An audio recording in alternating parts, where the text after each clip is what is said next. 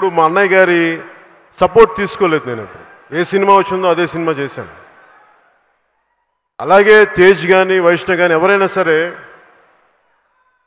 మొదటి సినిమా వాళ్ళకి వచ్చింది. అలాగే కుటుంబం మీద ఆధారపడకూడదు, వాళ్ళు వారి సొంత కాళ్ళ మీద నిలబడాలి అనే ఉద్దేశంతో ఎప్పుడు నేను రాలేదు. కష్టమో నష్టమో సొంత జర్నీతో చేయాలి.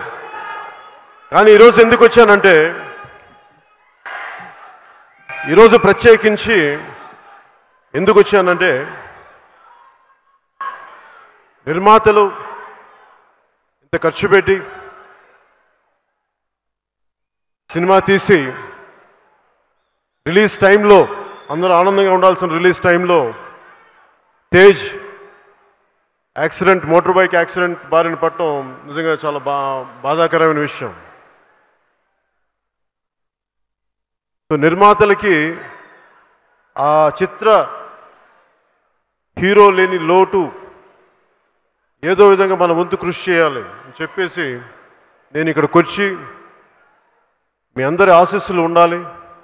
ఎందుకంటే తేజ్ మీ అందరూ ఆనందంగా ఉండాలని కోరుకునే వ్యక్తి సాయిధరం తేజ్. సో నేను కూడా మీ అందరికీ కృతజ్ఞతలు చెప్పడానికి, సినిమా బాగా ఆడాలి, బాగా వచ్చిందని నాకు అర్థమవుతుంది. ఎవ్రీడే మనకి ట్రైలర్ చూస్తూ ఉంటే ఈ సినిమా అద్భుతమైన విజయం సాధించాలి కోరుకుంటూ, ముఖ్యంగా చాలా ఈ మధ్యన కాలంలో నాకు కొంచెం బాధ అనిపించింది. సాయిధరం తేజ్ యాక్సిడెంట్ గురైతే పాపం అందరూ కూడా రకరకాల పరిస్థితుల్లో సానుభూతి కానీ లేదంటే హరీష్ శంకర్ కానీ అందరూ ప్రతి ఒక్కరు సినిమాలు కానీ నిర్మాతలు కానీ అందరూ వచ్చి యాక్సిడెంట్కి గురైన తేజ్కి త్వరగా కోలుకోవాలని విషయం చెప్తూ, అలాగే చాలామంది మీడియా నుంచి కూడా చాలామంది మిత్రులు పెద్దలు అందరూ కూడా సంపూర్ణంగా కోలుకోవాలని చేసిన కూడా మీ అందరికీ కూడా మీడియా వారికి కూడా ప్రత్యేకించి నా హృదయపూర్వక కృతజ్ఞతలు తెలియజేస్తాను. కానీ కొన్ని ప్రోగ్రామ్స్ చూశాను నేను కూడా, నా దృష్టికి వచ్చింది తేజ్ యాక్సిడెంట్ ఎలా అయింది, హై స్పీడ్ చాలా స్పీడ్తో వచ్చేస్తున్నాడు, నిర్లక్ష్యంగా నడుపుతున్నాడు, ఇవన్నీ అని రకరకాల కథలు వస్తూ ఉంటే నాకు సింపుల్గా అనిపించింది, దీనికి పెద్ద స్పీడోమీటర్ కావాలా? ఒక ఆటోని ఓవర్టేక్ చేసే టైంలో ఎంత స్పీడ్లో వెళ్తాడు? 35-45 కిలోమీటర్లు. ఇసుక మ్యాట్ వేస్తే పడిపోయాడు అక్కడ, జాలిపడాలి మనం. దాని మీద కథనాలల్లి దాని మీద ఇవి చేసి దాని మీద మాట్లాడితే, అలాంటి వ్యక్తులకు కూడా నా విన్నపం, కొంచెం కనికరం చూపించండి. కొంచెం మేము మనుషులే కదా, ఇలాంటి పరిస్థితి మీకు కూడా వస్తే, మీకు కూడా రాదని గ్యారంటీ ఏముంది, వస్తే కదా మీకు కూడా. కొంత కనికరం చూపించండి దయచేసి.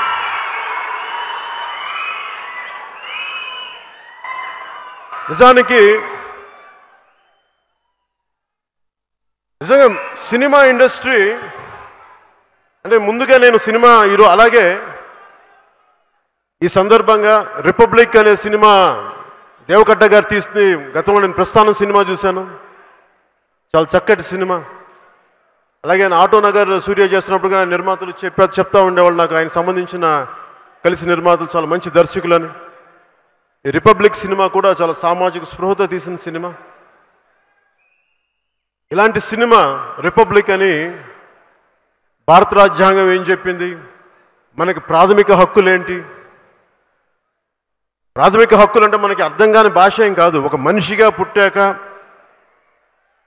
నీ సొంతగా నీకు నీ పని చేసుకోగలగాలి, నీ హక్కులు నీకు ఉంటాయి, నీ జీవితాన్ని గడపడానికి హక్కులు ఉంటాయి. ఇది ఒక ప్రాథమిక మనిషికి ఉండాల్సిన అవసరాలు, అవే ప్రాథమిక హక్కులు. వాటి మీద మాట్లాడుతూ ఉంటారు. దాని గురించి ఆ ప్రాథమిక హక్కుల మీద మాట్లాడే సినిమా నాకు అర్థమవుతోంది రిపబ్లిక్ సినిమా. రిపబ్లిక్ అనగానే నాకు ఎప్పుడు కూడా, నేను ఎప్పుడు ఇంతవరకు ఏ సినిమాలు ఇచ్చాను, చిన్నప్పటి నుంచి కూడా నాకు జై హింద్ అనకపోతే ఆ సభ నాకు ముగింపు జరగదు. ఎందుకంటే ఎందుకు జై హింద్ అని చెప్తానంటే, ఒక భగత్ సింగ్ కానీ, సుభాష్ చంద్రబోస్ కానీ, చంద్రశేఖర్ ఆజాద్ కానీ, మహాత్మా గాంధీజీ కానీ, అలా లెక్కలేనంత మహానుభావులు, వేల కొలిది, లక్షల కొలిది ప్రాణత్యాగం చేస్తే కానీ భారత గణతంత్ర దేశంగా అవతరింపబడలేదు. అది ఇండియన్ రిపబ్లిక్. అంత గొప్ప దేశం ఇది, అంత గొప్ప త్యాగాలకి మూలం. రిపబ్లిక్ గురించి మాట్లాడాలి. అలాగే ఇప్పుడు రిపబ్లిక్ సినిమా చూస్తూ ఉంటే ఇంత త్యాగం చేశారు మహానుభావులు, స్వాతంత్ర ఉద్యమకారులు. కానీ రాను రాను పాలిటిక్స్లో దిగజారుడుతనం వచ్చేసి ఆ హుందాతనం పోయి, ఆ దిగజారుడుతనానికి ప్రతి ఒక్కరు లోపల స్పందించి ఒక కవితగా రాస్తాడు, ఒక దర్శకుడు దాని సినిమాగా తెరకెక్కిస్తాడు ఒక భావనని.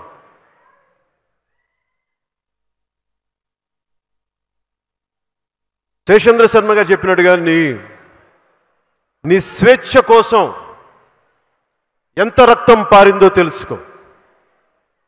అది నీ శరీర క్షేత్రంలో ధైర్యం చల్లకపోతే, అది నీ గుండెల్లో ఆత్మగౌరవం పండించకపోతే, నువ్వు ఎప్పటికీ మోచేతి అంబలి తాగే బానిసల్లాగా బతకాలనుకుంటే ఎంత ద్రోహిగా మారావు ఆ పవిత్ర రక్తానికి, అచిందించిన రక్తానికి. ఇది ఎందుకు చెప్తున్నానంటే, మన దేశం కోసం ఇంతమంది చిందించారు. సినిమాల్లో విలువలు మాట్లాడటం ఒక ఎత్తు అయితే, దాని నిజ జీవితంలో ముందుకు తీసుకెళ్ళడం చాలా కష్టతరమైంది. నేను ఎప్పుడు కూడా ఒక మేజర్ అంటే ముఖ్యమైన అంశం గురించి మాట్లాడుతూ అందరూ కూడా ఈ రోజున హరిశంకర్ కానీ, ప్రతి ఒక్కరు కానీ, దర్శకులు నిర్మాతలు దిల్ రాజు గారు ఉన్నారు, పెద్దలంతా ఉన్నారు. అందరూ కోరుకుంటుంది థియేటర్లో సినిమా చూడాలి, థియేటర్ ఆడాలి, థియేటర్ బాగుండాలి, థియేటర్లు రావాలని. మన కరోనా సమయం వల్ల ఎక్కువ మంది థియేటర్లకు వెళ్ళలేకపోతున్నాం, దానివల్ల కొంత ఇబ్బందులు ఉన్నాయి. అలాగే సినిమా పరిశ్రమ అనేది చాలా సెన్సిటివ్, చాలా ఈజీ టార్గెట్. సినిమా చాలా ఈజీ టార్గెట్ ఎవరికైనా. తేజు బైక్లో పడిపోయాడు, 45 కిలోమీటర్ల అత్యంత వేగంతో వెళ్తూ ఆటోని ఓవర్టేక్ చేస్తూ పడిపోయాడు. ఇలాంటి కథనాలు ఉన్నాయి. అలాంటి కథనాల కంటే కూడా ఇంకా ఇంట్రెస్టింగ్ కథనాలు మీకు చెప్తాను. ఎలా చెప్పాలి ఇంట్రెస్టింగ్ కథనాలు.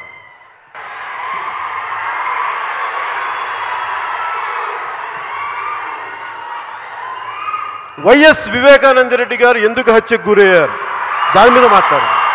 తేజ్ యాక్సిడెంట్ మీద కాదు. తేజ్ 45 కిలోమీటర్ స్పీడ్తో వెళ్ళాడా అంటే అది మావాడి దురదృష్టం, మావాడి కర్మ. దానికంటే మీరు చేయాల్సింది వైఎస్ వివేకానంద రెడ్డి గారు ఎందుకు హత్యకు గురయ్యారు. తేజ్ యాక్సిడెంట్ కంటే కూడా ఇంకా ఇంట్రెస్టింగ్ కథ ఒకటి చెప్తాం మీరు చేయాల్సింది. కోడి కత్తితో ఒక నాయకుడిని పొడిచారు ఇంటర్నేషనల్ ఎయిర్పోర్ట్లో. కేంద్ర ప్రభుత్వం అధీనంలో ఉండే ఎయిర్పోర్ట్లో పొడిచారు. అప్పటి గవర్నర్ గారు నరసింహన్ గారు కూడా దీని వెనుక చాలా భారీ కుట్ర ఉందని చెప్పారు. ఆయన కూడా అది ఏమైంది అది అడగండి. తేజ్ యాక్సిడెంట్ కాదు.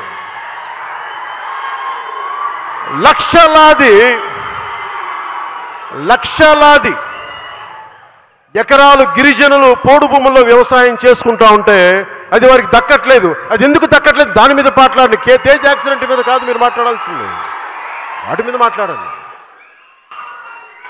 ఒక 6 ఏళ్ల చిన్నారి బిడ్డ చరిత అన్యాయంగా, అకారణంగా, అమానుషంగా హత్యకు గురైతే అది వదిలేసి తేజు 45 కిలోమీటర్ల స్పీడ్తో వెళ్ళిపోయాడు. దాని మీద కథనాలు.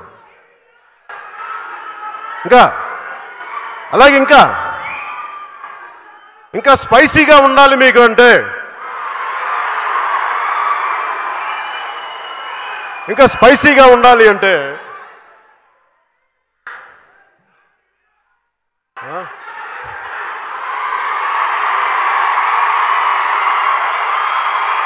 ఇంకా స్పైసీగా ఉండాలి అనుకుంటే ఆ మధ్యకాలంలో వైసీపీ సానుభూతి పరులు, వైసీపీ వ్యక్తిగతమైన కొంత వారి పార్టీకి చెందిన వాళ్ళు వ్యభిచారాన్ని లెజిటిమైజ్ చేయమని బయటకు వచ్చారు. వాళ్ళకి మద్దతు పలికారు. దాని మీద కథలు నడపండి, తేజ్ యాక్సిడెంట్ మీద కాదు. అలాగే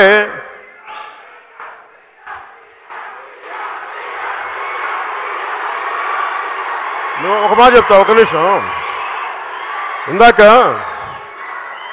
సుమా గారు కానీ మీరు కానీ పవర్ స్టార్ అంటే పవర్ లేని గాడికి పవర్ స్టార్ అంటే తీయన.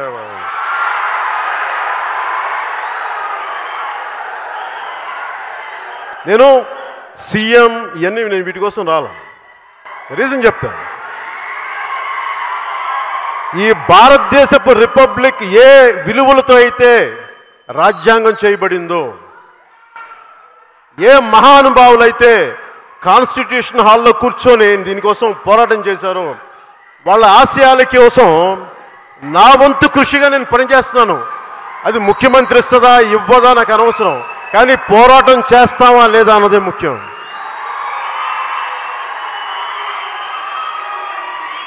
అలాగే తేజ్ యాక్సిడెంట్ కంటే కూడా ఇంకా ఇంట్రెస్టింగ్ విషయం చెప్తాం.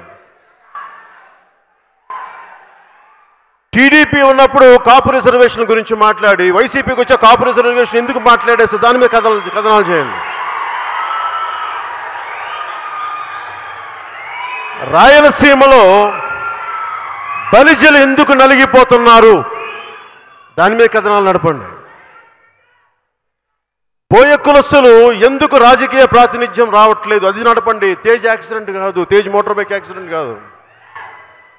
ఒక ఆడబిడ్డ ఇంట్లోంచి బయటికి వెళ్తే క్షేమంగా ఎలా రావాలి దాని మీద కథనాలు నడపండి. మేము గౌరవిస్తాం. అంటే ఇన్ని సమస్యలు ఉన్నాయి, కానీ మీరు ఎవరు. ఇందాక ఎందుకు చెప్తున్నానంటే రీజన్ చెప్తాను. సినిమా హీరోల మీద లేదంటే సినిమా వాళ్ళు ఎందుకు మాట్లాడగలరంటే వీళ్ళు సాఫ్ట్ టార్గెట్స్. వీళ్ళు ఏదైనా మాట్లాడితే ఎవరు రాజకీయ నాయకుల మీద మాట్లాడండి. అసలు ఇడుపులపాయలో ధనమూల అంటే టన్నుల కొద్ది ఏదో చిన్న నేల మూలికలు ఉంటాయని అక్కడ డబ్బులు ఉంటాయని పోలీస్ వ్యవస్థ కూడా చెప్తా ఉంటారు నాకు. అక్కడ అది ఎంతో నిజమో తెలియదు, కానీ దాని మీద కథనాలు నడపండి. అవి నడిపితే ఏం చేస్తారంటే ఇళ్లలోకి వచ్చి కొడతారు కదా. అందుకని వాళ్ళ గురించి మాట్లాడరు. తేజ్ యాక్సిడెంట్ గురించి మాట్లాడచ్చు.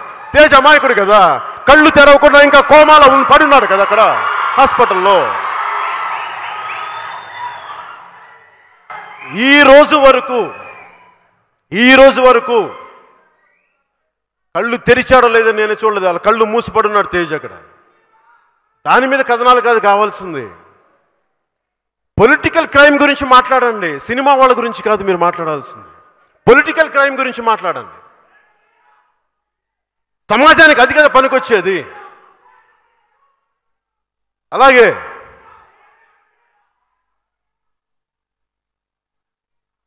ఎంతసేపు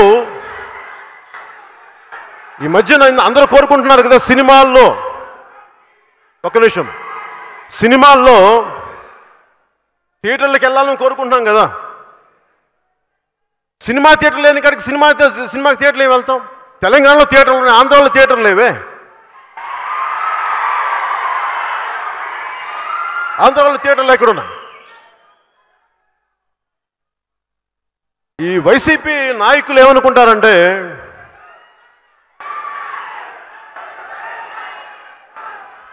పవన్ కళ్యాణ్ సినిమా ఆపేసిన, వాళ్ళ అతను వచ్చిన చిత్ర పరిశ్రమను ఆపేస్తే వాళ్ళందరూ భయపడిపోతారు, మన కాళ్ళ దగ్గరికి వస్తారని. చాలా తప్పు అర్థం చేసుకున్నారు వాళ్ళు.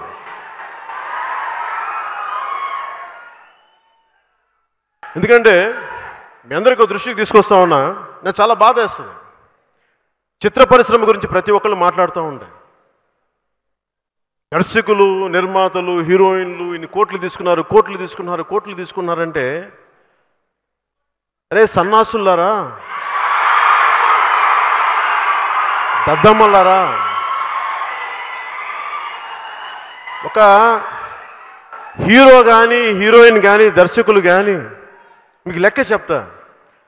ఒక ఉదాహరణకు 10 కోట్ల రూపాయలు తీసుకుంటే హైయెస్ట్ ట్యాక్స్ ఇండియాలో 45% అంటే 10 కోట్లకి,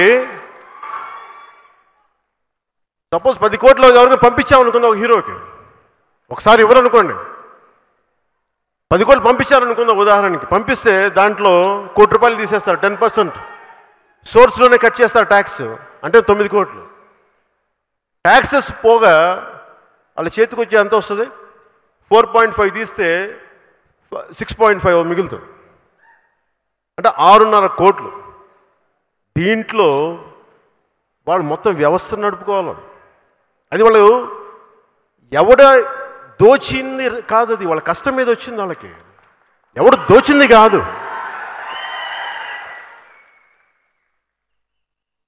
అనుకోవచ్చు ఈ రోజున నేను డబ్బులు తీసుకుంటున్నానంటే, అరే బాబు మేము అడ్డగోలుగా సంపాదించలేదురా, 1000 కోట్లు తప్పుడు కాంట్రాక్ట్లు సంపాదించలేదురా బాబు, మేము జనాలను ఎంటర్టైన్ చేసి డ్యాన్సులు వేసో, కింద పడో, మీద పడో, ఒళ్ళు ఎరగొట్టుకునో, ఎన్నెముకలు ఎరగొట్టుకునో, ఒక బాహుబలిలో ప్రభాస్ గారిలాగా కండలు పెంచి కృషి చేస్తే అది బాహుబలి అవుతుంది. రాణా గారిలాగా కండలు పెంచి అది చేస్తే అది బాహుబలి అవుతుంది.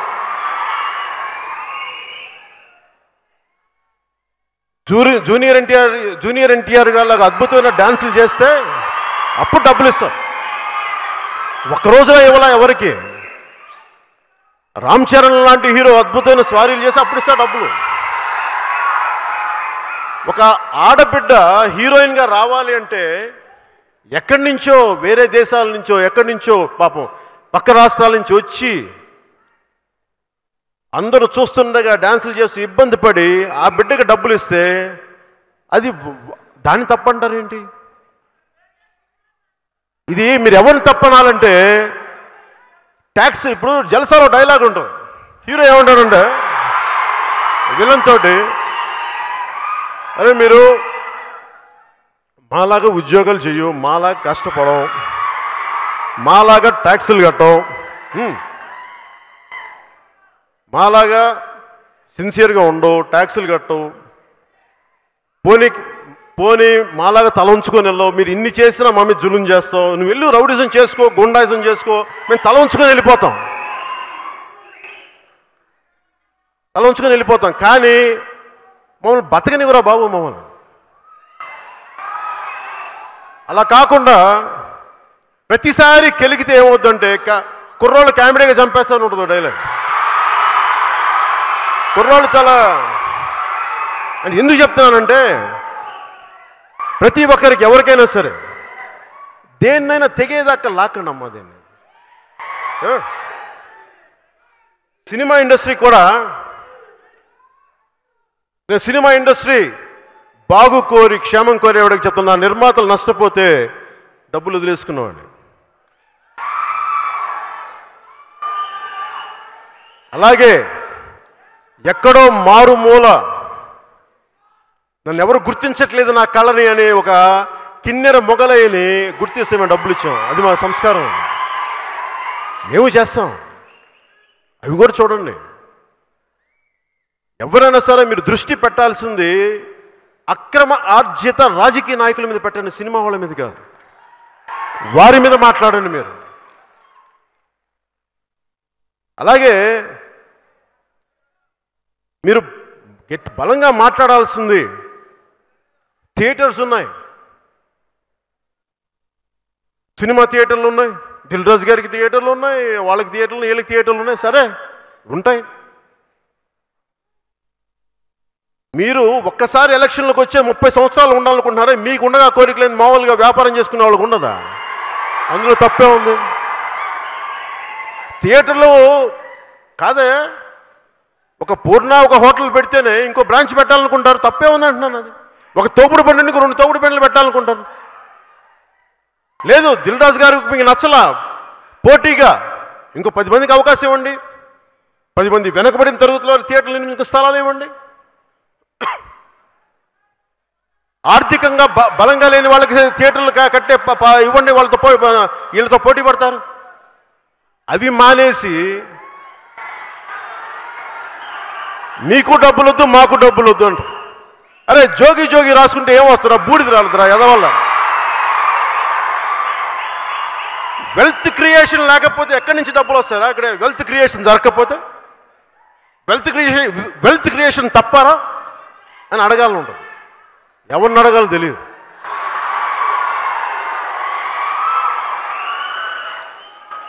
అరే నేను వెల్త్ క్రియేషన్ చేయకపోతే మొగలైకి 2.5 లక్షల రూపాయలు ఇవ్వగలనా? నేను సైనిక బోర్డు 1 కోటి రూపాయలు ఇవ్వగలనా? కరోనా నిధికి 2 కోట్ల రూపాయలు ఇవ్వగలమా? అరే వెల్త్ క్రియేషన్ జరగాలరా సన్నాసులారా, అప్పుడు కదా డబ్బులు ఇవ్వగలిగాను. డబ్బులు సంపాదించే ఉంటారే ఈ అనే సన్నాసులు కూడా చెప్తున్నా. నేను విసిగిపోయినా నా జీవితంలో. ఎందుకంటే వాడికి వంగి ఈడికి వంగి వాడికి వంగి వంగి వంగి వంగిపోయింది జీవితం. మీరేమో పవర్ స్టార్ అంటారు, వాళ్ళేమో సాగు దొబ్బుతూ ఉంటారు మమ్మల్ని. నా పేరు చూపించి సినిమా ఇండస్ట్రీని సాగు దొబ్బుతూ ఉన్నారు. ఆ వకీల్ సాబ్ అంటే దిల్ రాజు గారు, మీరు ఎందుకండి సినిమా తీశారు మాతో చంపుతున్నారు? మీరు సినిమా తీయకుండా కానీ ఉండంటే ఇప్పటికి ఆంధ్రాలో సినిమాలు రిలీజ్ అయ్యండి. మీరు రెడ్డి వాళ్ళు రెడ్డి కదా, తెలుసుకోండి. రెడ్డి తెలుసుకోండి.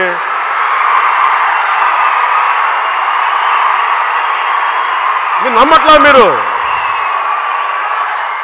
చెప్పండి. మీరు ఓ పని చేస్తాను బాబు, ఈ రోజు నుంచి దిల్ రాజు గారు రెడ్డి అంటే జగన్ రెడ్డి గారికి కూడా కొంచెం మజాకు వస్తుంది. మమ్మల్ని బతికించండి.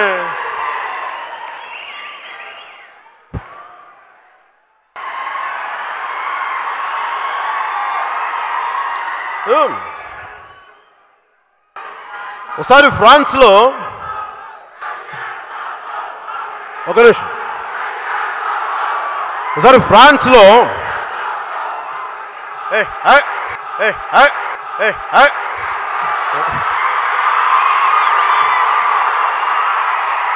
ఒకసారి మీరు ఫిల్మ్ ఇండస్ట్రీకి చెప్పండి, ఫిల్మ్ ఇండస్ట్రీలో పెద్దలందరికీ చెప్పండి. ఫ్రాన్స్లో 16వ శతాబ్దం 17వ శతాబ్దంలో అనుకుంటా, దాదాపు 18వ శతాబ్దం లోపు చాలామంది వ్యాపారవేత్తలు అందరూ కూర్చొని ఒక ఫ్రెంచ్ ట్రేడ్ మినిస్టర్తో కూర్చొని మాట్లాడుకుంటున్నారట. మా వ్యాపారాలు ఎలాగ చేయాలి, ఏం చేయాలి అలాగే మాట్లాడుకుంటా ఉంటే ఆ ఫ్రెంచ్ ట్రేడ్ మినిస్టర్ అన్నాడు, నేను మీకు ఏం చేయగలను చెప్పండి, ప్రభుత్వం తరపున ఏం చేయగలని ఇట్లా గట్టిగా మాట్లాడుతుంటే వాళ్ళు అన్నారు, నువ్వేం చేయొద్దు, అక్కర్లేదు, మూసు కూర్చోను. ఏం చేద్దాం? లాస్ ఆఫ్ ఫే పాలసీ అంటే ప్రభుత్వం ఏమి చేయకపోతే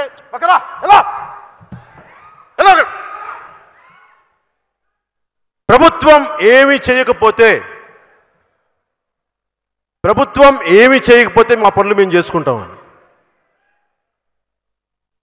అంటే లీస్ట్ ఇంటర్వెన్షన్, అసలు ఇంటర్వెన్షనే కావకూడదు. ఈ రోజున ప్రభుత్వం, ముఖ్యంగా ఆంధ్రప్రదేశ్ ప్రభుత్వం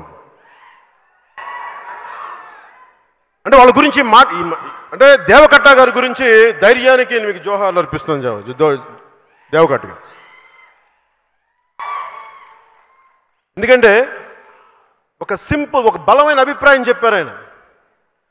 ప్రైవేట్ పెట్టుబడితోటి మేము సినిమాలు చేస్తే గవర్నమెంట్ కంట్రోల్ చేస్తానంటది ఏంటి? మీరు ఆలోచించండి లాజిక్. అలాంటప్పుడు వైసీపీ మద్దతుదారులు కూడా చాలామంది ఉన్నారు. ఉదాహరణకి మోహన్ బాబు గారే ఉన్నారు, మా సోదరులు. ఇప్పుడు సినిమా ఇండస్ట్రీకి అప్లై చేసిన రూలు, టికెట్లు మేము అమ్ముతా ఉన్నాం అంటే కష్టం మేము పడాలా, టికెట్లు మీరు అమ్ముకోండి, మీరు పెట్టి అమ్ముకుంటారు, ఓకే. అప్పుడు రేపు పొద్దున మోహన్ బాబు గారి విద్యానికేతన్ స్కూల్ ఏదో ఉంది, 5,500 మంది విద్యార్థులు. అప్పుడు వాళ్ళది కూడా జాతీయం చేయండి అమ్మా, వాళ్ళది కూడా మీరు ఆన్లైన్లో పిల్లలది ఆన్లైన్లో కలెక్ట్ చేసుకోండి. అలాగే చిత్ర పరిశ్రమ చాలా చిన్నది అనుకుంటున్నారేమో, కాదు. దీని బడ్జెట్ తక్కువేమో, దీని ప్రభావితం చాలా పెద్దది. ముఖ్యంగా వైసీపీ నాయకులకు చెప్తున్నాను, చిత్ర పరిశ్రమ వైపు కన్నెత్తి చూడకండి, కాలిపోతారు, జాగ్రత్త.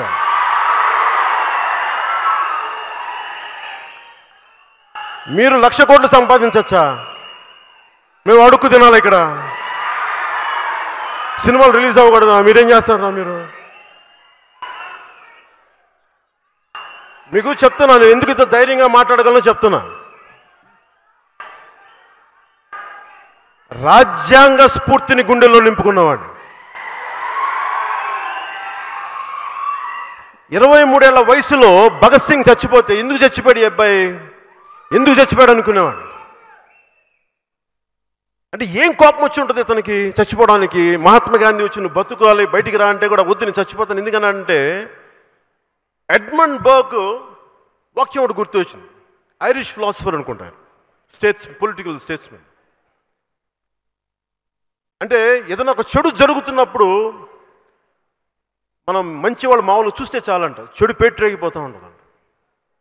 అలాగా భారతదేశంలో ఎంత దారుణాలు జరిగినాయి, ఎంత హీనమైన క్రైమ్స్ జరగని మన చలనం ఉండదు మనకి. అందుకని ఆ విసుగుతోటి భగత్ సింగ్ నేను చచ్చిపోయినా మీరు లెగుస్తారా మీరు అని చెప్పి ఆత్మహత్యకి వెళ్ళిపోయాడు. తన ఉరిశిక్షకి వెళ్ళిపోయాడు సిద్ధంగా. ఈ రోజుకి ఎందుకు భగత్ సింగ్ గురించి మాట్లాడుతూ ఉంటే మనందరినీ మన సోమరితనాన్ని నుంచి, మన చేతగానితనాన్ని నుంచి బయటకు వచ్చి అన్యాయం జరుగుతున్నప్పుడు ఇది తప్పు అని చెప్పడానికి అందుకు చచ్చిపోయాడు. ఇది ఈ కాంప్లసెంట్ యాటిట్యూడ్ అంటాం. ఎంత జరగని భయం మనకి. నాకు పిరికితనం అంటే చిరాకు, నిజంగానే చెప్తాను. ఇంత బతికిడమ్మ ఇంటి వెనకాల చేస్తావా మనం? ఇంటి వెనకాల చేస్తాం. పేరుకేవన్నీ పెద్ద పెద్ద పేర్లు వైసీపీ నాయకులు చెప్పలేరా? మీరు మూసుకు కూర్చొని చెప్పలేరు, ఇండస్ట్రీ వైపు చూడకని చెప్పలేరు? ధైర్యం రాదా మీకు? మాట్లాడండి. ఏం చేస్తాడు? ఇది వైసీపీ రిపబ్లిక్ కాదు, ఇండియన్ రిపబ్లిక్ అని చెప్పండి వాళ్ళకి. వైసీపీ రిపబ్లిక్ అనుకుంటున్నారేమో, బయటకు వచ్చి లాక్కొచ్చి తన్నులు కొడతారు అందరూ. జనం అంతా ఉంటుంది, జాగ్రత్త. ఎందుకు చెప్తున్నానంటే అధికారం ఎక్కిన వాళ్ళు ఒళ్ళు దగ్గర పెట్టుకొని ఉండాలి ఎవరైనా సరే. అధికారం ఉంది కదా అని చెప్పి పిచ్చి పిచ్చి వేషాలు వేస్తే భవిష్యత్తు ఎలా ఉంటుందో ఒక చిన్న ఉదాహరిస్తాను మీకు, మీ అందరికీ తెలిసింది కూడా.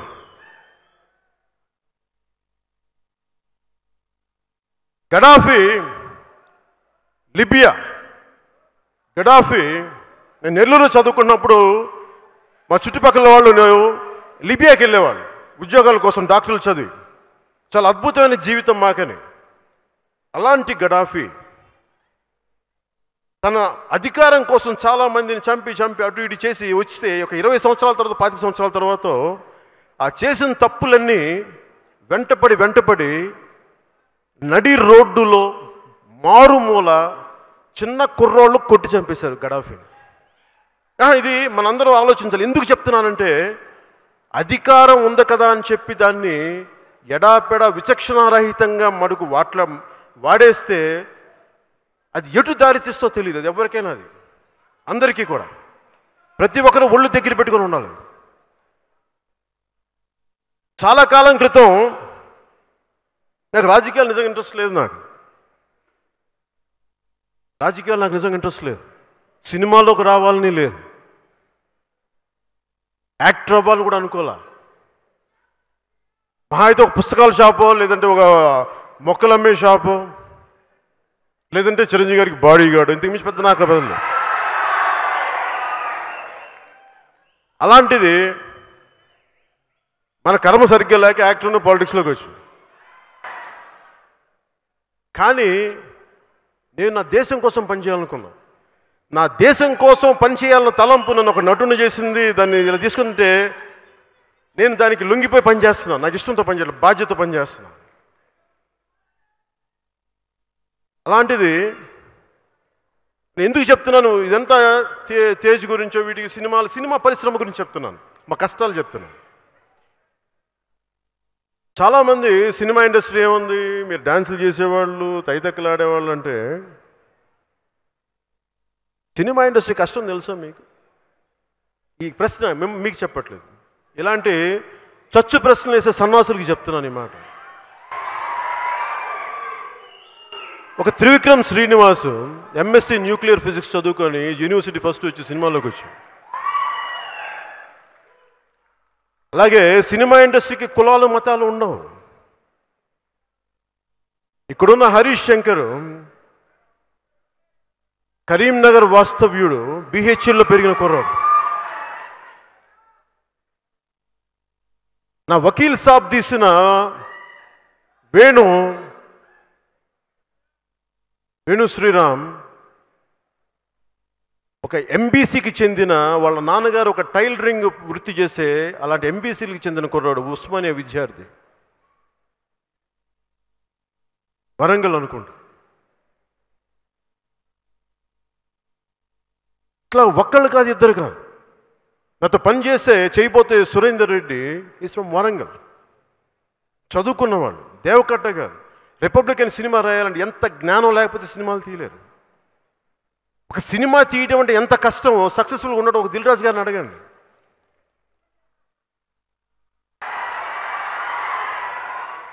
ఎంత కష్టమో.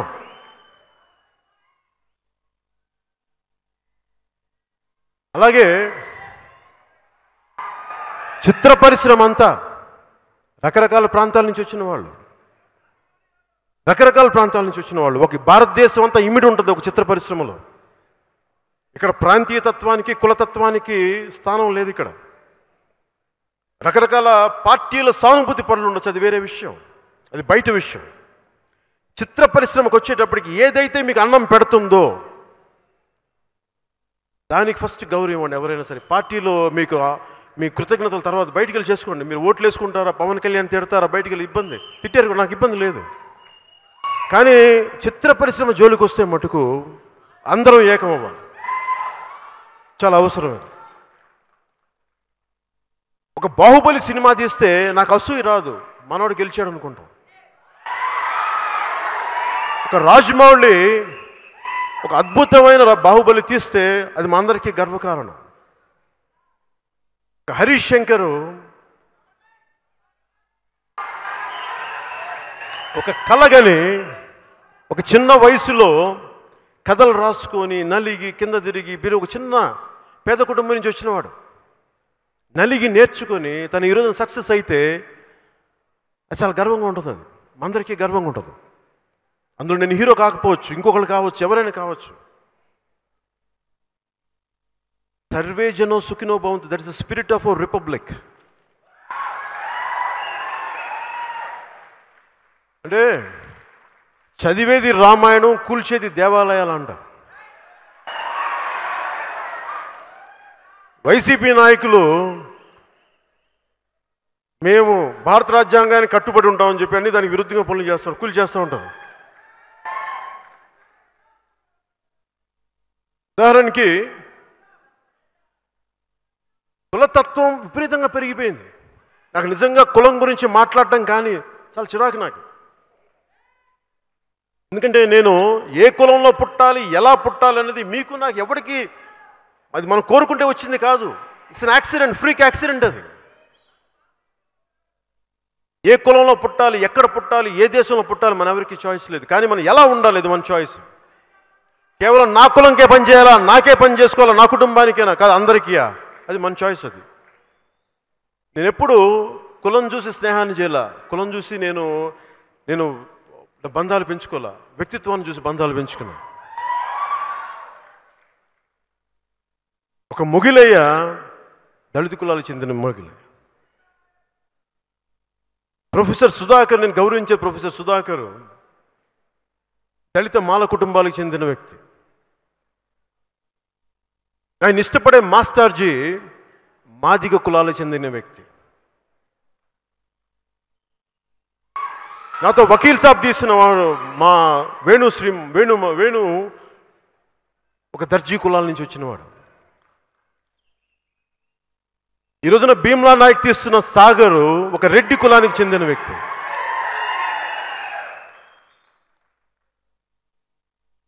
అలాగే నేను ఇష్టపడే ఉర్దూ నేర్చుకోవడానికి నేను మెచ్చిన అర్హం ఖాన్ గారిని, నాకు ఇష్టమైన వ్యక్తి అర్హం ఖాన్, నేను పాలిటిక్స్లోకి ఆహ్వానించాను. ఎందుకంటే నాకు మైనారిటీ తాలూకు, ముస్లింల తాలూకు మనోభావాలు మీరు చెప్పండి నాకు ఎలా ఉంటాయో నాకు తెలియదు, తీసుకొచ్చాను.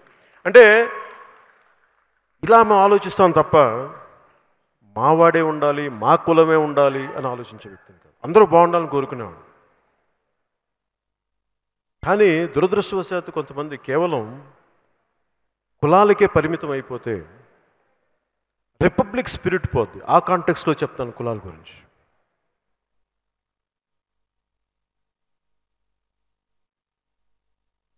రాజ్యాంగం చాలా విలువైంది, చాలా గొప్పది. కానీ దాని ఇంటర్ప్రిటేషన్ కానీ, దాన్ని అన్వయించే విధానం కానీ, ఇప్పుడు వైసీపీ వాళ్ళని అడిగిన ఒక రూల్ చూపిస్తారు, ఈ రూల్ ప్రకారం చేస్తున్నాం అంటారు. కరెక్టే, రూలే. కానీ అన్వయించేది మీ నైతిక నిబద్ధతను బట్టి ఉంటుంది. మీ నైతికత ఎంత, దాని మీద ఆధారపడి ఉంటుంది. చిత్ర పరిశ్రమ కూడా నా వంతు ఇంట్లో మనిషిగా చెప్తున్నా, మీ మీద దాడి చేస్తున్నప్పుడు మీరు బలంగా మాట్లాడండి, మీకు హక్కు ఉంది. మీరు దోపిడీలు చేయట్లా, మీరు దొమ్మీలు చేయట్లా, మీరు కష్టపడుతున్నారు. ఒక డాక్టర్ ఎలా కష్టపడుతున్నాడు, పైగా చిత్ర పరిశ్రమ అంటే ఒక దిల్ రాజు గారు కాదు, దిల్ రాజు గారు అంటే ఒక అల్లు అరవింద్ గారు కాదు, ఒక సురేష్ బాబు గారు కాదు, చాలామంది. ఈ మధ్యన పాపం హీరో నాని గారి గురించి తెగ తిడతా ఉంటే చాలా బాధ కలిగింది నాకు.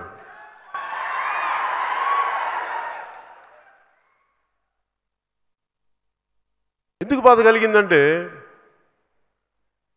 అక్రమాలు అన్యాయాలు ఏం చేయలేదే, కానీ హీరోగా ఒక సినిమా చేసుకొని అది రిలీజ్ కోసం థియేటర్లో ఒక సైడ్ థియేటర్లో క్లోజ్ అయిపోయి చేసిన ఏం గత్యంతరం లేక వెళ్తే థియేటర్ యజమానులు అందరూ అబ్బాయి మీద పడితే అబ్బాయి ఏం చేస్తాడు, వెళ్ళి వైసీపీ నాయకులతో మాట్లాడుకోండి, మీరు ఆ అబ్బాయి మీద ఏం చేస్తారు, అబ్బాయి తప్పే ఉంది.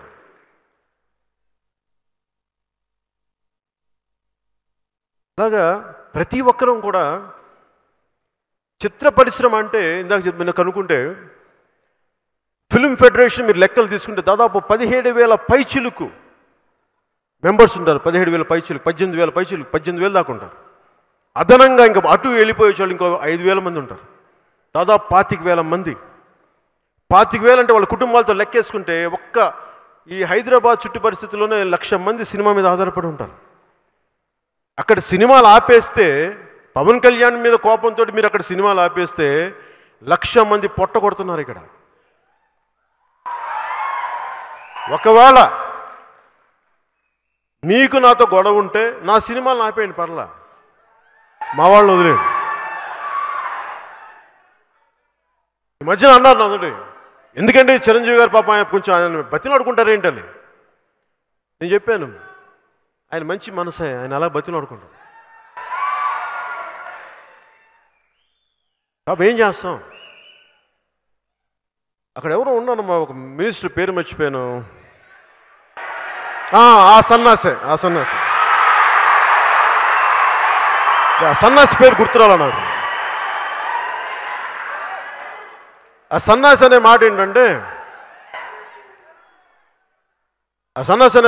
ఏంటంటే మా నాయకులకి చిరంజీవి గారు అంటే సోదర భావన, వారికి సోదర భావన, సోదిలో సోదర భావన, ఉపయోగపడని సోదర భావన, చిత్ర పరిశ్రమకి అక్కడికి రాని సోదర భావన దేనికి, వెళ్ళి దెబ్బలో కొట్టుకున్నా.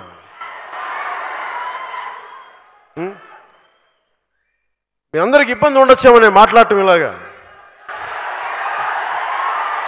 మీకు కాదులే, మీకు నాకెందుకు ఇబ్బంది ఉంటుంది, మనం గొడవ పడతాం, మనకు కాదు.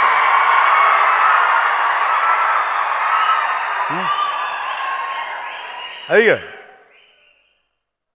అంటే చిత్ర పరిశ్రమ ఇలా మాట్లాడితే వాళ్ళు మొత్తానికి ఆపేస్తారంటే వైసీపీ నాయకులు ఎలాంటి వాళ్ళు చెప్తాం మీకు.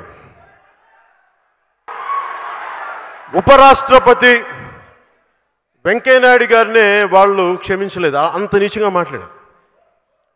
భారతదేశపు సుప్రీంకోర్టు చీఫ్ జస్టిస్ మీదే వీళ్ళు దాడులు జరిపిన వాళ్ళు. ఒక చిత్ర పరిశ్రమలకు ఒక లెక్క వీళ్ళకి. వారి 1,00,000 కోట్ల ముందు తిప్పి కొడితే 2,000 కోట్లు 2,000 చిల్లర కోట్లు ఉండే తెలుగు చిత్ర పరిశ్రమ లెక్క వాళ్ళకి. అందుకే మనం పగటి కళలు కనదు. నేను మీ తరపున చెప్తున్నా, మీరు చెప్పండి. నేను మీకు మాట, మీరు మొన్న కూడా మీకు ఆ సన్నాసితో మీటింగ్ చేశారు కదా అక్కడ మినిస్టర్ తోటి. ఆ సన్నాసికి చెప్పండి పవన్ కళ్యాణ్ సినిమాలు ఆపేసుకుని చిత్ర పరిశ్రమ వదిలేయమని చెప్పండి. మీరు అనుకోవచ్చు అన్న మన సినిమా మిగతా వాళ్ళ సినిమాలు మన సినిమాల పరిస్థితి అంటే మనల్ని ఎవడు రాయిపోయేది అక్కడ.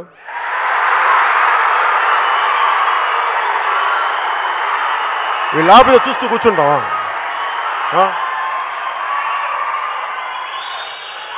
అలాగే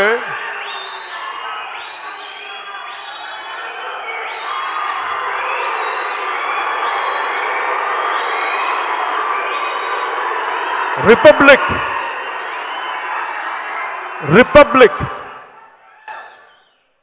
భారతదేశపు రిపబ్లిక్ స్పిరిట్ని కాపాడాలి అంటే ప్రభుత్వాలకి అధికారాన్ని పరిమితం చేయాలి. అపరిమితమైన అధికారం ఉంటే అర్ధరాత్రి గొడుగు పట్టమన్నాడంట ఇలాంటి వాడు అక్కడ. అందుకని మనం వీళ్ళకి అంత భయపడకూడదు. నేను ఎందుకు చెప్తున్నా, నేను గొడవ పడడానికి సిద్ధమయ్యే మాట్లాడుతున్నా.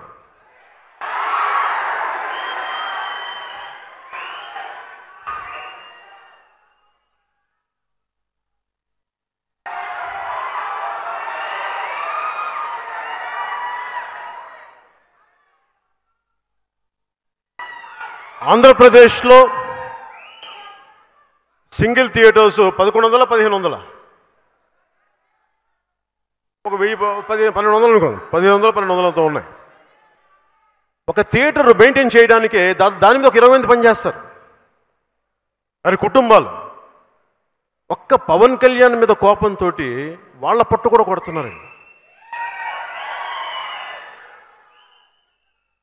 అంటే చిత్ర పరిశ్రమలో అంటే ఏం లేదు, వీళ్ళు మేము తిప్పి కొడితే మీరు ఒక కాంట్రాక్ట్ సంపాదించిన డబ్బులు కూడా మేము సంపాదించున్నాము, మీరు ట్యాక్సులు కూడా కట్టరు కదా దానికి. అంటే ఇవి చిత్ర పరిశ్రమలో ప్రతి ఒక్కరు కూడా దేవకట్ట గారిని చూసి నేర్చుకోండి, ధైర్యంగా మాట్లాడండి. ఇది మాకు ఇబ్బందిగా ఉందని చెప్పండి. ఇబ్బందిగా ఉంది మాకు, ఎందుకంటే మీరు బానిసలు కాదు, మీరు ప్రభువులు, ప్రజలే ప్రభువులు, ప్రజల కొరకు ప్రజల కోసం. That is the spirit of republic. మీరేంటి భయపడతారండి? మీరు చెప్పండి. ఉదాహరణకి యువ దర్శకులు చాలామంది ఉన్నారు. మా హరీష్ శంకర్ గురించి నా సందేహాలు, రవి గారి గురించి నా సందేహాలు, వీళ్ళు గట్టి పోరాట యోధులు మాట్లాడండి. పోరాటాలను మీరు కత్తులు తీసుకొని కట్టాలు తీసుకొని మాట్లాడమని చెప్పండి. ఒక అభిప్రాయాన్ని స్థిరంగా స్ఫుటంగా చెప్పండి, భయపడకుండా. భారతదేశం, భారత రాజ్యాంగం మనకు కల్పించిన హక్కు ఇది. ఒక గూండాకో ఒక క్రిమినల్ పాలిటీషియన్కో భయపడితే ఏ పని చేయలేం. అలాంటప్పుడు నేను లేస్తే మనిషిని గాను, మా వంశాలు వేరు, మా ఇవేరు అని డైలాగులు చెప్పకండి. అప్పుడు బయటికి వచ్చి ధైర్యంగా మాట్లాడండి.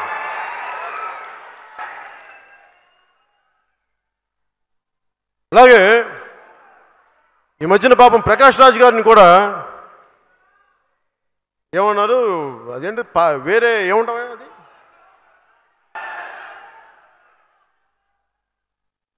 అవుట్ సైడర్ ఏదో ఉంటుంది, నాకు పేరు మర్చిపోయాను. ఏదో మీకు అర్థమైంది కదా. అంటే నాకు అనిపించింది, ఒక ప్రతిభావంతుడైన నటుడు ప్రకాష్ రాజ్ గారు నాకు ఫ్రెండ్ ఏం కాదు, అది కూడా చెప్తున్నాను మీకు. చాలా సరదాగా ఉంటాం, మాట్లాడుకుంటాం, నమస్కారం చెప్పుకుంటాం. దిల్రాజు గారిని అడిగా, సార్ వకీల్ సాబ్లకు సరిగ్గా సమయానికి వస్తారా, అంత పర్లేదు అంటే లేదు మీరు చూసుకుంటే. సార్ వచ్చారు పాప, అన్ని బాగానే చేశాను. సినిమా రిలీజ్ అయిన తర్వాత ఆయన వెళ్ళి పవన్ కళ్యాణ్ ఇలా చేయకుండా ఉండాల్సిందని ఏదో ఎన్నికల గురించి మాట్లాడితే నాకేం తప్పని, తర్వాత మళ్ళీ కలిసి యాక్ట్ చేసాం, పెద్ద సీన్ చేసాం మళ్ళీ తర్వాత. ఇది నేను ఎందుకు చెప్తున్నానంటే, మాలో మా గొడవలు ఉంటాయి. ఏ గొడవలు అవి? అభిప్రాయాలు ఉంటాయి. నువ్వు వాళ్ళకి రైటు వీళ్ళకి రైట్ అంట. అది అక్కడికి వరకే అయిపోద్ది. సినిమాకి వచ్చామనుకోండి, అతను నందాను, నేను సత్యదేవ్ అవుతాను, వేరు. రేపు పొద్దున హరీష్ శంకర్ సినిమాను లేదా రాజమౌళి గారి సినిమా రిలీజ్ అయితే ఇద్దరు కొట్టుకుంటారు, మా సినిమా బాగుండాలి, మీ సినిమా బాగుండాలని. అది పోటీతత్వం, శత్రుత్వం కాదు, ఇది అర్థం చేసుకోండి. అలాగే ప్రకాష్ రాజ్ గారిని లోకల్ నాన్ లోకల్ అని అంటుంటే అలాంటి పద్ధతి తీసుకురాకండి, ఎందుకంటే మాకు లేవు లోపల. అలా మాట్లాడేవాళ్ళు అలా మాట్లాడకండి, తప్పదు అలా మాట్లాడండి. అంటే మీకు ప్రకాష్ రాజ్ యాక్ట్ చేయాలా అలా అంటారా? అలా అనకండి. ఒకటి ఒక మీరు మాట్లాడాలా, ఆయన తగ్గించాలో, లేదంటే మీరు ఒక ఒక ఒక ఎన్నికలు జరుగుతున్నప్పుడు ఆయన్ని వేరేలా ఎదుర్కోండి. ఆయన నచ్చకపోతే అలా తగ్గించకండి. ఎందుకంటే మీరు అలా మాట్లాడితే రేపు మీకు కూడా ఇంకొక లేవదీస్తారు. ఇలాంటి ఎవరు అతీతులం కాదు దీనికి. అందువల్ల కొన్ని రూల్స్ ఫ్రేమ్ అయ్యి, ఎందుకంటే భారతదేశంలో ఎవరు ఎక్కడి నుంచైనా పోటీ చేయొచ్చు. ప్రకాష్ రాజ్ గారికి ఆ హక్కు ఉంది. అది గెలిపిస్తారా లేదా అనేది అది వేరే సంగతి. అలాగే ఈ మధ్యన ప్రతి ఒక్కరు ఇప్పుడు మోహన్ బాబు గారు కూడా మాట్లాడాలి.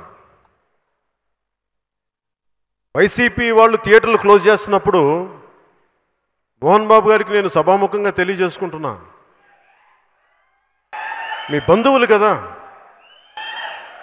వైఎస్ కుటుంబీకులు మీ బంధువులని చెప్తా ఉంటారు, విన్నాను. చిత్ర పరిశ్రమని హింసించొద్దని చెప్పండి. కావాలంటే పవన్ కళ్యాణ్ బ్యాన్ చేసుకోండి, అతను మీరు తేల్చుకోండి. చిత్ర పరిశ్రమ వైపు జోలికి రాకుండా మీరు చెప్పండి మోహన్ బాబు గారు. ఎందుకంటే మీరు ఒక పార్లమెంట్ సభ్యులు కూడా, మాజీ పార్లమెంట్ సభ్యులు, మీకు నైతిక బాధ్యత ఉంది, మీరు మాట్లాడాలి. ఇది ఎందుకంటే ఈ రోజున చిత్ర పరిశ్రమకి అప్లై చేసిన రూల్ రేపొద్దున మీ విద్యానికేతన్ స్కూల్స్ కూడా అప్లై చేయొచ్చు. ఎందుకు చెప్తున్నాను ఈ మాట అంటే, జర్మనీలో రెండో ప్రపంచ యుద్ధంలో మార్టిన్ నిమోలర్ అని చెప్పి ఒక క్లోజీమెన్, అంటే ఈ పాస్టర్ అన్నమాట, ఒక ప్రొటెస్టెంట్ పాస్టర్, హిట్లర్ చూసి ఇతను దేశాన్ని ఏదో బాగు చేస్తాడని చెప్పి ఆయనకి చాలా వత్తాసు పలికాడు. ఆయనకి వత్తాసు పలికిన తర్వాత తిరిగి ఏదో అటు ఇటు అయ్యి తిరిగి ఆయన కూడా జైల్లో పెట్టించాడు హిట్లర్. అప్పుడు ఆయన ఒక చిన్న 4 పంక్తులు రాశాడు, రిగ్రెట్ అవుతూ, బాధపడుతూ.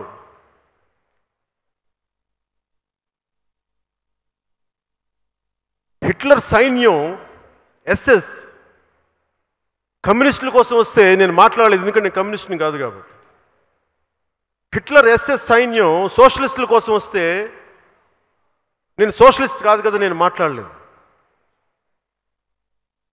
హిట్లర్ సైన్యం యూదుల కోసం వస్తే నేను మాట్లాడలేదు, ఎందుకంటే యూదుని కాదు కనుక. హిట్లర్ సైన్యం సోషలిస్టుల కోసం వస్తే నేను మాట్లాడలేదు, ఎందుకంటే నేను సోషలిస్ట్ని కాదు కనుక. హిట్లర్ సైన్యం క్యాథలిక్ల కోసం వస్తే నేను క్యాథలిక్ల కోసం మాట్లాడలేదు, ఎందుకంటే నేను ప్రొటెస్టెంట్ని కనుక. హిట్లర్ సైన్యం నా కోసం వస్తే నా గురించి మాట్లాడడానికి ఎవరు లేరు, అందరూ చచ్చిపోయినారు. అది మర్చిపోవద్దు. నీ కులం సమస్య మా పార్టీ సమస్య కాదు. ఒకసారి విలువ తప్పుతున్నప్పుడు అది ఏదో ఒక రోజున తిరిగి మీకు కూడా వస్తుంది. అందుకని చెప్తున్నాను మోహన్ బాబు గారికి, ఒక మోహన్ బాబు గారికి కాదు, ప్రతి ఒక్కరికి. ఈ కులం ఆ కులం అని లేదు, అందరం కూడా చాలా బాధ్యతగా ఉండకపోతే ఈ రిపబ్లిక్ తాలూకు రాజ్యాంగ స్ఫూర్తిని చేతులు చంపేసుకునే వాళ్ళం అవుతాం.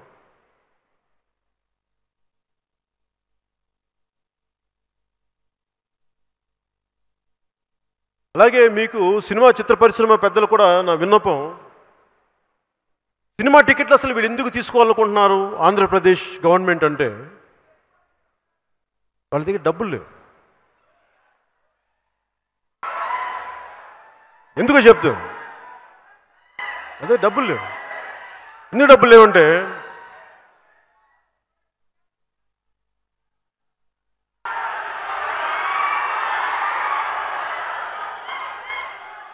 అదే డబ్బులు లేవు.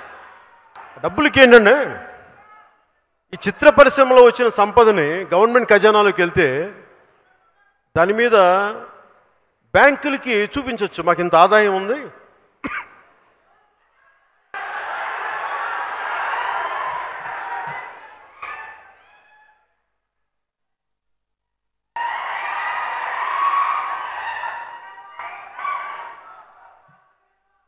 వాళ్ళకి బాబు గణేష్ చిత్ర పరిశ్రమకి అంటే గవర్నమెంట్కి ఖజానాలోకి వెళ్ళిపోతే అది బ్యాంకులకు చూపించి చిత్ర పరిశ్రమ నుంచి మేము టికెట్లు అమ్ముతాం కాబట్టి,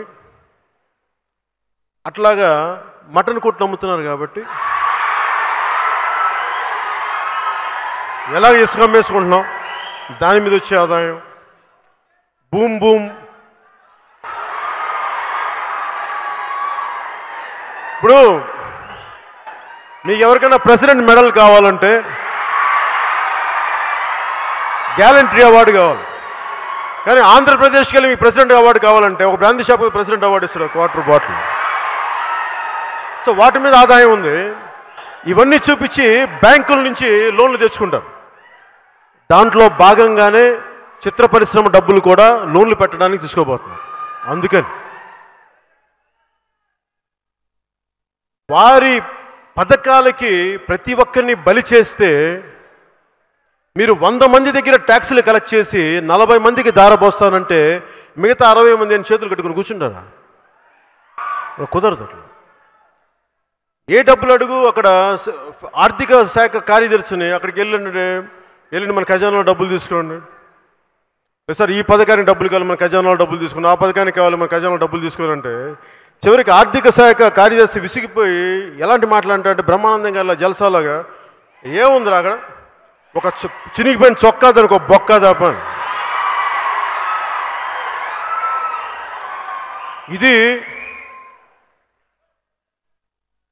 వైసీపీ ప్రభుత్వం అక్కడ థియేటర్లను మీకు ఇబ్బంది పెడతారు.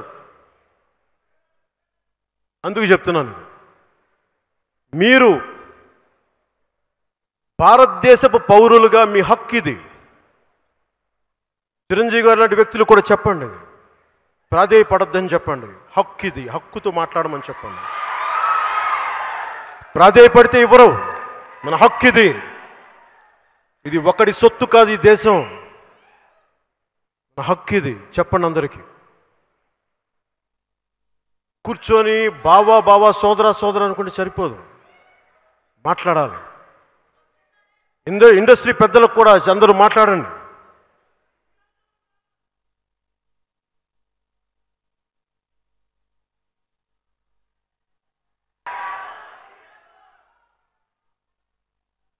ఇది ఎందుకంటే ఇంకా మనం కూర్చొని ఇన్ని కోట్లు ఖర్చు పెట్టిన తర్వాత భారతదేశం అంతా చిత్ర పరిశ్రమ అన్ని రంగాల చిత్ర పరిశ్రమ పెడితే 10,000 కోట్లు ఉంటుందేమో. ఒక వైసీపీ నాయకులకి 1,00,000 కోట్లు ఆస్తి అని చెప్తా ఉంటారు. ఎందుకు చెప్తానంటే ఇది వ్యాపారం చేసేటప్పుడు మీరు తప్పు చేయట్లేదు. ఫస్ట్ చిత్ర పరిశ్రమ వ్యక్తులు ఫస్ట్ ఇది అర్థం చేసుకోండి. ట్యాక్సులు కడుతున్నాం ఇక్కడ ఎందుకంటే మన ట్యాక్సులు కడితేనే వీఆర్ ట్యాక్స్ పేయర్స్. ట్యాక్సులు కడితేనే కేంద్ర ప్రభుత్వం రాష్ట్ర ప్రభుత్వాలైనా వాళ్ళు అభివృద్ధి పథకాలు నడుపుతాయి. మనం ఎవరిని దొయ్యట్లా చెప్పండి, ధైర్యంగా చెప్పండి. అలాగే చిత్ర పరిశ్రమకు సంబంధించి సినిమా తీసేవాళ్ళు మాట్లాడండి, సినిమా తీయని వాళ్ళు మాట్లాడకండి. మీరు బలంగా చెప్పండి. భయపడతారేంటి, ఆలోచిస్తారేంటి, సున్నితంగా ఉంటారేంటి? మీకు ధైర్యం లేకపోతే ఎట్లా? అల్ప విద్వాంసులంతా మాట్లాడుతుంటే కూర్చొని మీరు సంపూర్ణ విద్వాంసులు చూస్తూ కూర్చుంటే ఎట్లా? అల్ప విద్వాంసులకి మీరు అవకాశాలు ఇవ్వకండి. బయటికి రండి, మాట్లాడండి, తప్పని చెప్పండి, ఖండించండి అవసరమైతే. ఇలా రిపబ్లికన్ సినిమా తీసి మళ్ళీ మనం భయపడతా కూర్చుంటే ఈ రిపబ్లిక్ స్ఫూర్తి పోయినట్టే కదా. మనం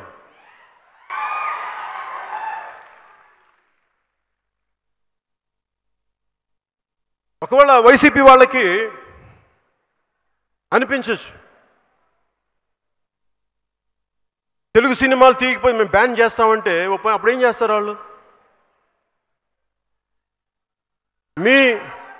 వైసీపీ ఆస్థాన విద్వాంసులతోటి ఈ గంట గడిస్తే చాలు, ఓ అరగంట వస్తే చాలు,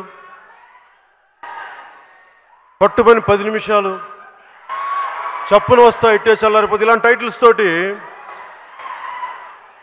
కాకినాడలో చాణక్య చంద్రగుప్త మీ ఎమ్మెల్యే హాలు రిలీజ్ చేసుకోండి. చిత్ర పరిశ్రమ వైపు, తెలుగు చిత్ర పరిశ్రమ వైపు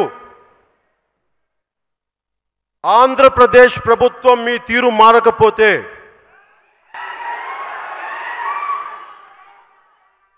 మీరు మార్చేలాగా ఎలా చేయాలో మాకు బాగా తెలుసు. ఆకరణ ఒకటే, శేషేంద్ర గారి ఒక కవిత పంక్తి చెప్పి ముగిస్తాను. రాహువు పట్టిన పట్టొక సెకండ్ అఖండమైన లోక బాంధవుడసలే లేకుండా పోతాడా, మూర్ఖుడు గడియారంలో ముళ్ళు కదలనీయకుంటే ధరాగమనం అంతటితో తలకింద అయిపోతుందా, కుటిలాత్ముల కూటమికి ఒక త్రుటికాలం జయం వస్తే విశ్వ సృష్టి పరిణామం విచ్ఛిన్నమవుతుందా, ధనుజులోకమేకంగా దారికడ్డంగా నిల్చుంటే నరజాతి ప్రస్థానం పరిసమాప్తమవుతుందా. తెలుగు చిత్ర పరిశ్రమని ఎవరు అడ్డుకోలేరు, ఆపుకోలేరు. జై హింద్.